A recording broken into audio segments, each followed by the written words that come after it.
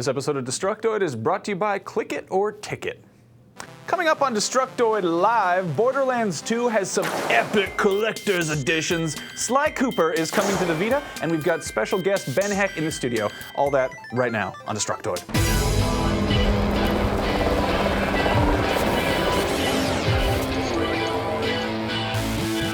Welcome to Destructoid. I'm Tara Long. And I'm Max Scoville. Happy Friday live show, Matt. Oh, dear Lord, this it's so is nice embarrassing. Really?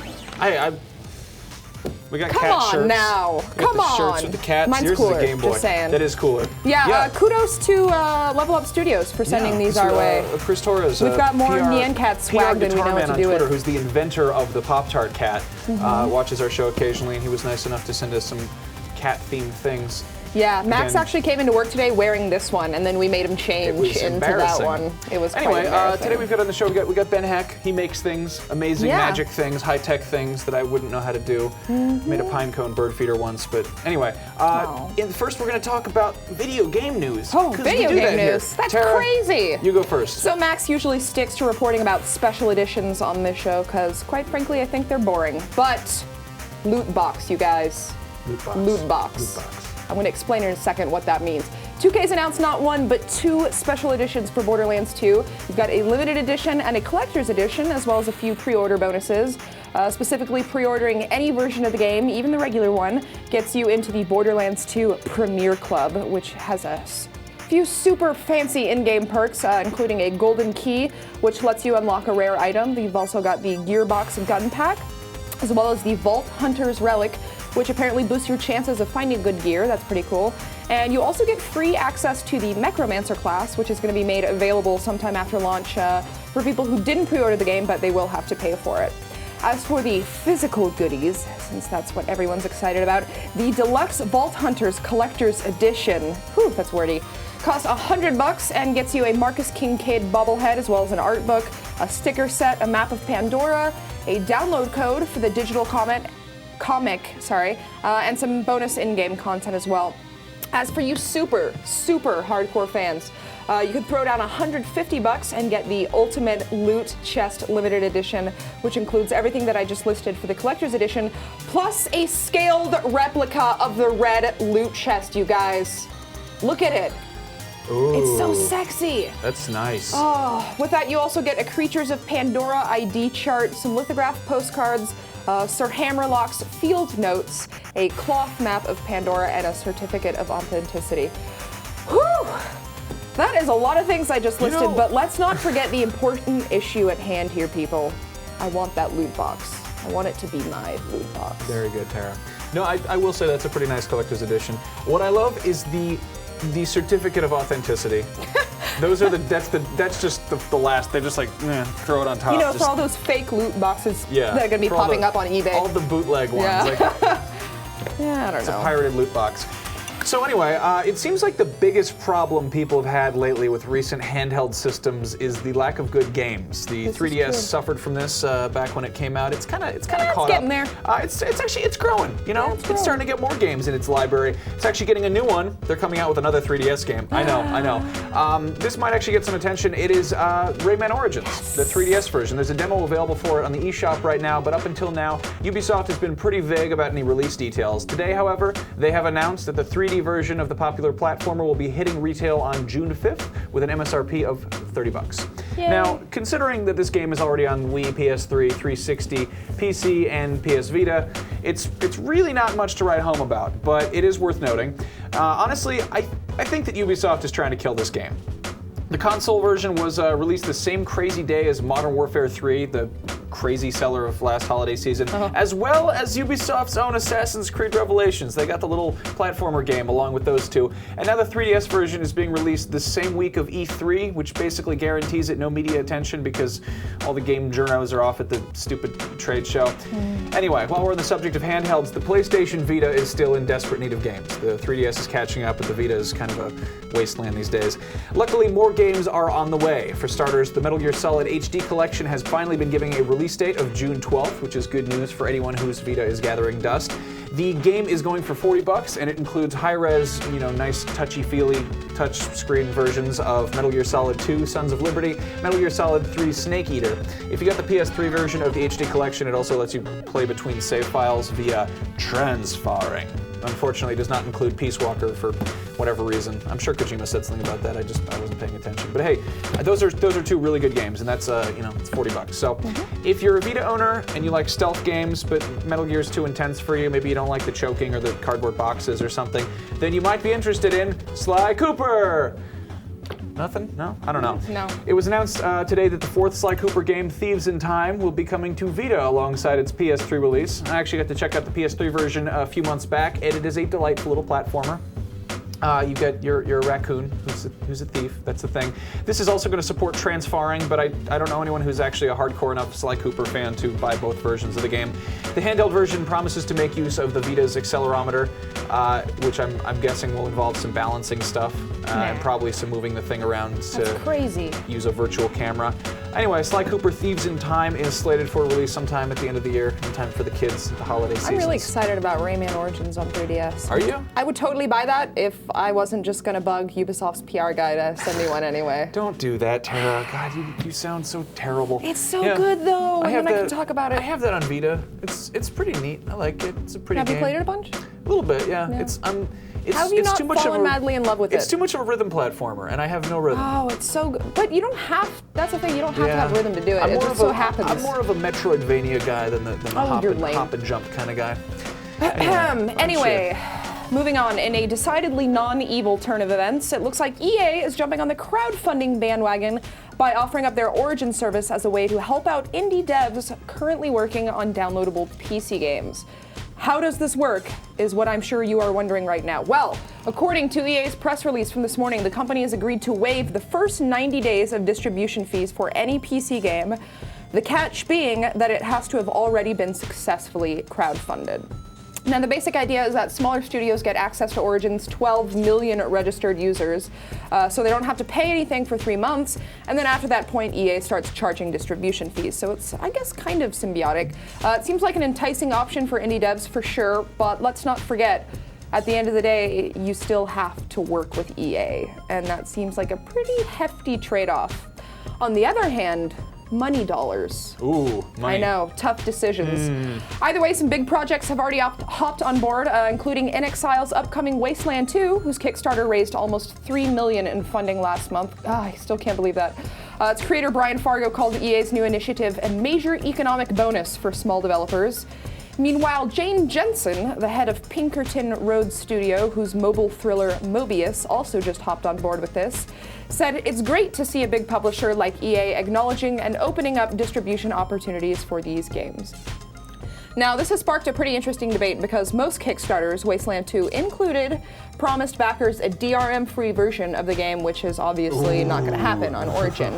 EA hasn't exactly specified how it'll happen, but my guess is the people who backed it on Kickstarter still get their DRM-free version. The game just also happens to be on Origin for people who really like browsing games through Origin. Yeah. Are there people like that? I don't think so. I still refuse to believe that Origin actually exists, even though I've used it before. I still can't wrap my head around it. I don't like it. I don't want to go near it. It seems bad to me. Just like a bad thing. It gives me bad feelings sometimes. Yeah. I really hope they don't start just trying to, they're like, hey man, that Steam over there, that Steam's the bad guy. Yeah. Come hang out with your old pal Origin. Supporter of indie gaming.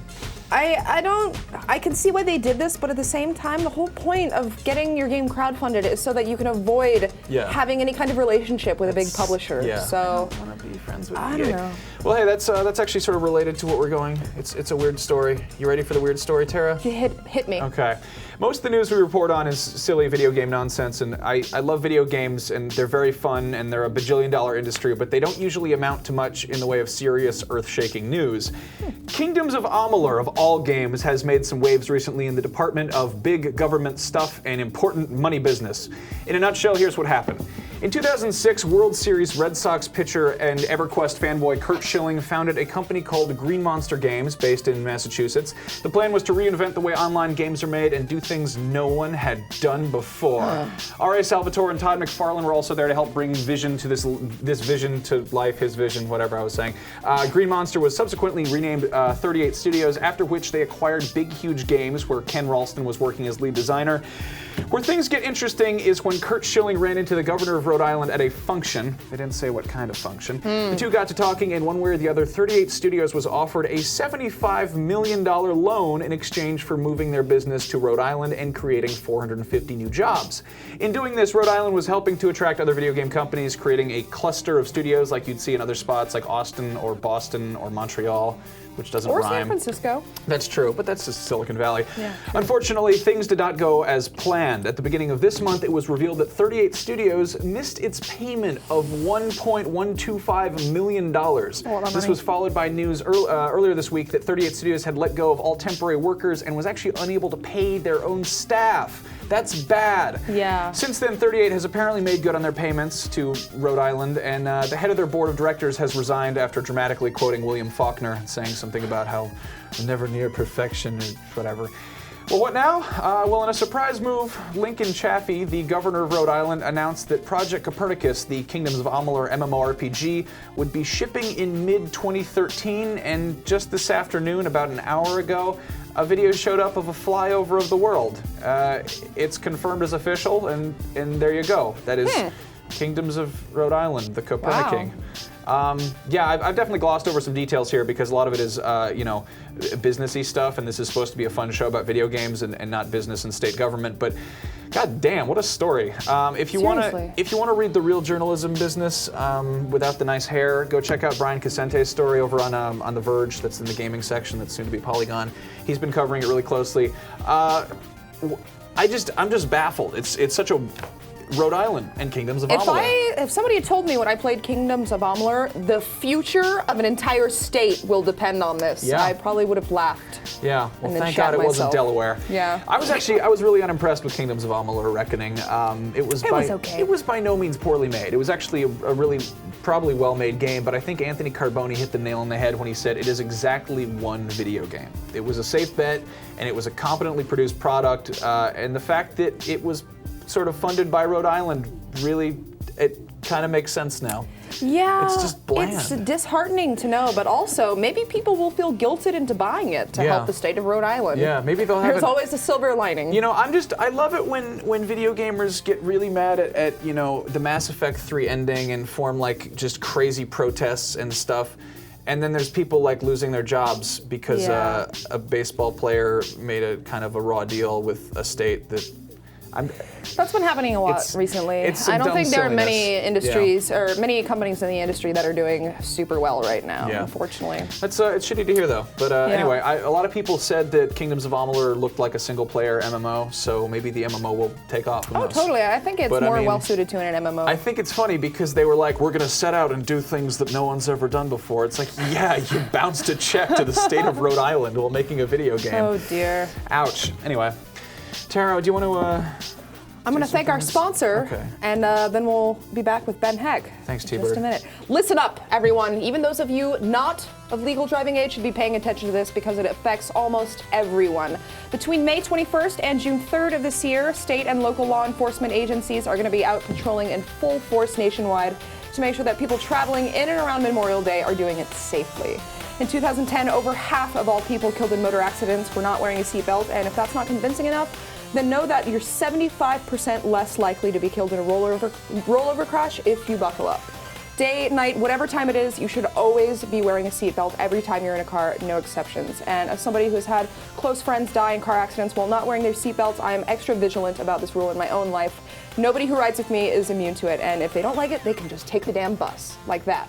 Now, as I said before, law enforcement agencies are going to be out across the country for the next few weeks, and they are prepared to ticket anyone who's not buckled up. No warnings, no excuses. Click it or ticket. You don't have to sign up for anything. Just wear your seatbelt. It's just good advice. And then you're less likely to die. Yeah. I love a sponsor like that. Exactly. It's so straightforward. Wonderful. Wear your seatbelt. Thanks, kids. Thanks. And with that, we are back to our show, and we've got special guest Ben Heck on the show. Ben, come on down! Woo! Hello, everyone. Ben, welcome. Thanks for coming on the show. Hey, thanks for having me. So tell the people what it is that you do exactly. Well, what I do is I do a lot of things with the video games. I make a lot of mods with the controllers, the game systems. I also do some test equipment for the video game industry. Also, I have the Ben Heck Show, which is sponsored by Element 14 and distributed through Revision 3, which you may have heard of. Yeah, right? That makes us brothers, right? Well, I think you'd be my sister. Well, I didn't want to call you a lady. I didn't want to offend you, since it's your first time on our show. Okay. Anyway, so yeah, I do a lot of stuff, and also I have some my techie hobby is I like to build pinball machines, and I'm getting into 3D printers now too. Oh man, I saw your video where you built a 3D printer from scratch. You are basically a genius. Could you print me out a 3D printer with your 3D printer? Whoa. That's the whole thing. That's a self-replicating machines. They always talk about that a lot, and maybe someday, Star Trek 200 years, computer, make me a printer.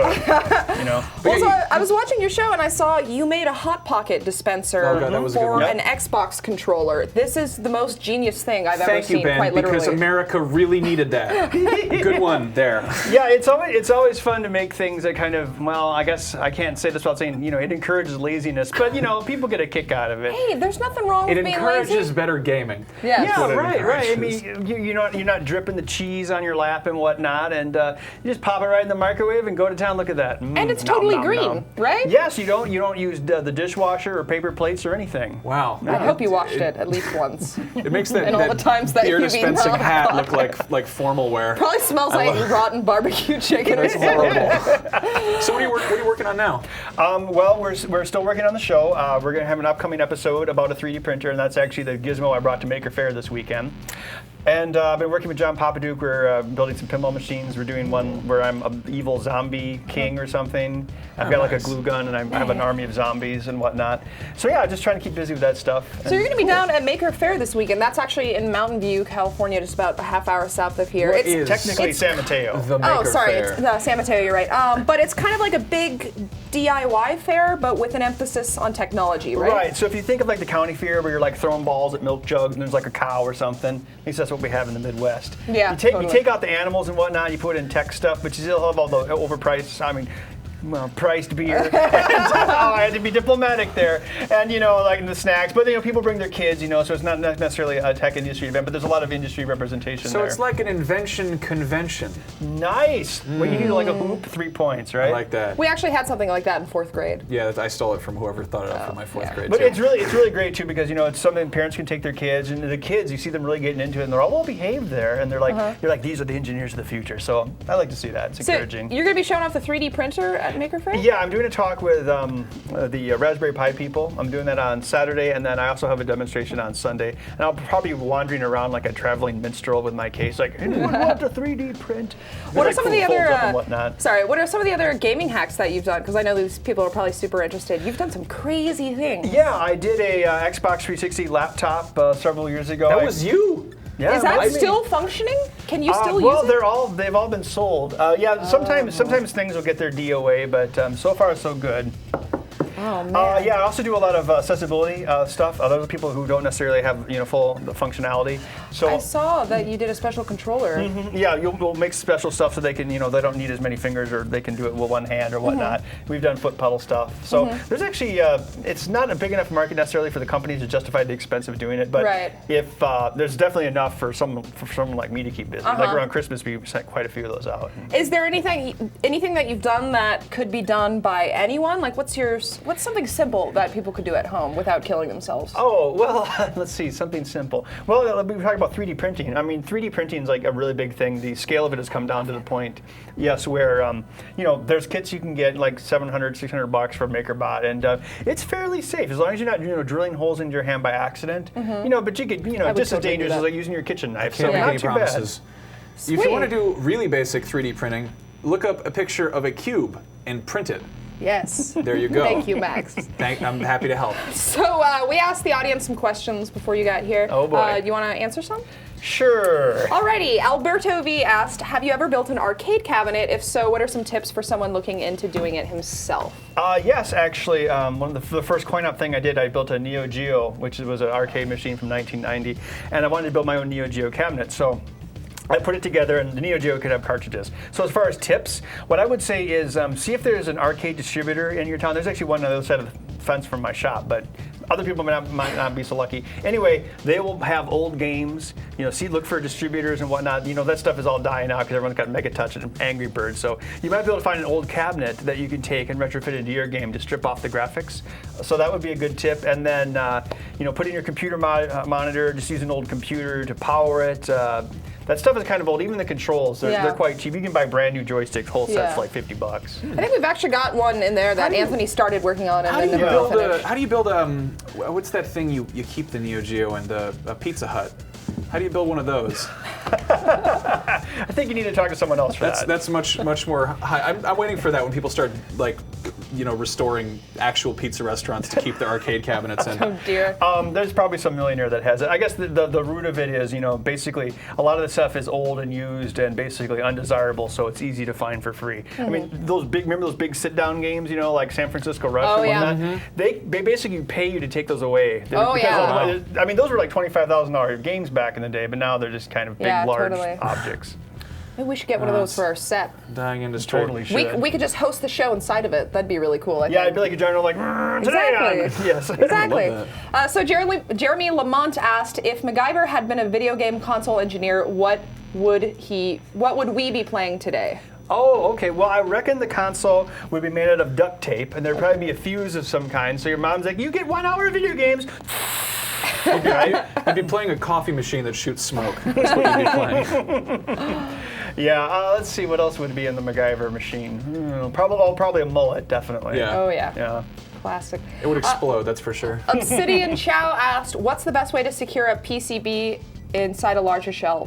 What is a PCB is my question. It's a printed circuit board. He's probably talking about putting it inside of a case. Well, if you had a 3D printer, you can 3D print the case with your holes that'll line up to the holes on your circuit board and then bolt it in. Swish, 3 points. Nice. Damn, nice. All right, last question. Somebody asked, what degree do you have, printer guy from Darklight 748? What degree do I have? What's your background? This is on How'd you get into I'm all self-taught in my electronics. My normal background was graphic arts, which I segued into design, and I fried a lot of components back in the day when I first got. I got into the electronics hobby when I was like 25, so. I was a little late to the party, but anybody can teach themselves right. This stuff, There's a lot of information. I mean, now is better than ever. We have the World Wide Web. All this information's out there. The whole do-it-yourself community. There's no. If you're interested, go for it. Don't tell them that. They're watching our show. We don't want them to go off and learn Just things. finish the After show you and watch then you can the learn show, things. hit up Wikipedia and you'll be good. Yes. Yeah, I'm frequently baffled at how the internet is this just vast ocean of useful things you can learn on there. And we're like, there's some pictures of cats on there. All right. Cats are better than everything else. Last question. Post the Post asked, why haven't you told us about your time machine that you've built out of matchboxes and breadboards? Well, I echo this comment. Why have you not told us about this? Well, I just, the thing I could tell you, but I'd have to kill you. So it's a secret. Do you really have one? Maybe. DARPA told me not to say anything. Uh-oh. Damn it. All right. Well, thank you so much for joining us, Ben. You guys can watch Ben Heck every single week at youtube.com/The Ben Heck Show.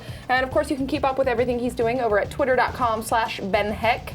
And naturally, you can follow us there as well. That is quite an attractive picture, man. Oh, thank you. I am Tara Longest on Twitter. He's Max Scoville. And together we are the D-Toid Show. Indeed. And before we go, be sure to go and subscribe to youtube.com/Rev3Games, which is where we put other videos. And this week, oh, look at that. Diablo 3 came out. What do you know? We just put up a Casual Friday where we talked about the whole always-on connection requirement because, I don't think anyone's really talked about that at all. That's a really good camera. You look nice, Max. Thanks, Tara. I'm right. That was sincere. Oh, well, thank you. That is a very nice camera. You're right. Anyway, you're also going to be able to check out my Dragon's Dogma review over on Rev3Games. I saw somebody asked that in the in the chat. And I have a Max Payne review. Oh, no one cares about Max Payne. That's so last week. Oh. But anyway, Dragon's Dogma is going up on Rev3Games on Monday, so be sure you're subscribed, or I'll be mad in dragons. We'll see you guys next Monday. Have a good weekend. Say bye, Ben. See ya.